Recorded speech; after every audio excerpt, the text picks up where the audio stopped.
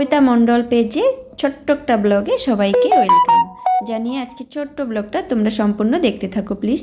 তো দেখো স্নান করে আমি ধুত্র ফুল আমার প্রয়োজন মতো আমি তুলে নিলাম, আর কি সুন্দর ধুত্র ফুলগুলো ফুটেছে বলো বন্ধুরা।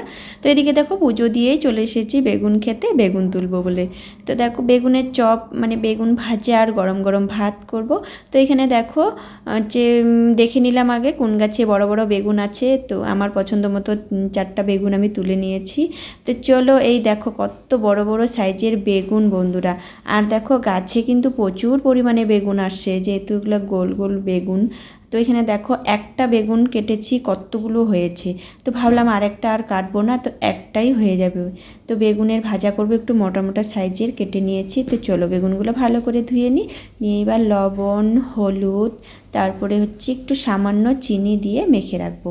তো তেল দিব না, অনেকে সরিষার তেল দিয়েও মাখিয়ে রাখে, তো আমি এভাবেই লবণ চিনি দিয়ে মেখে রাখলাম। আর এখানে দেখো আমার মেয়েটির বাড়ি থেকে আলুর চিপসের পাঁপড় পাঠিয়েছে, তো সেগুলো আমি ভেজে দিব।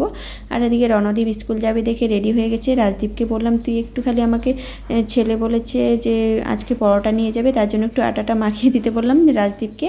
আর এদিকে আমি রণদীপকে খেতে দিয়েছি, কারণ ওর তো 2-3 ঘন্টা না হলে খাওয়াই হবে না, মিনিমাম 1 ঘন্টা সময় লাগবে।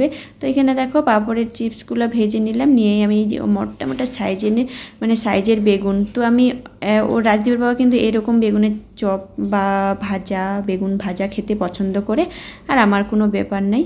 তো এখানে দেখো বড় বড় গোল গোল সাইজের বেগুন ভাজা করে নিলাম, আর তার সাথে গরম গরম ভাত। তো সবার খাওয়া দাওয়া হয়ে গেছে, তো আমি এখনও খাইনি, ছেলেকে আগে স্কুলে পাঠাবো তারপরে। এদিকে আমাদের স্নান কিন্তু সবার হয়ে গেছে, রণদীপকে স্নান করে রেডি করে দিলাম। এদিকে দেখো ছেলেকে রেডি করিয়ে দিলাম, রাজদীপকে বললাম একটু তুই ভিডিওটা শ্যুট করে দে। তো এই হচ্ছে আমার সকালবেলা একটা বড় কাজ, মানে মোটামুটি সব কাজই কিন্তু প্রায় হয়ে গেছে। এই ছেলেকে স্কুলে আমি যাব না, বাবা দিতে যাবে আজকে, আর আমি ওকে আনতে যাব। তো চলো ছেলেকে টাটা করে দিলাম।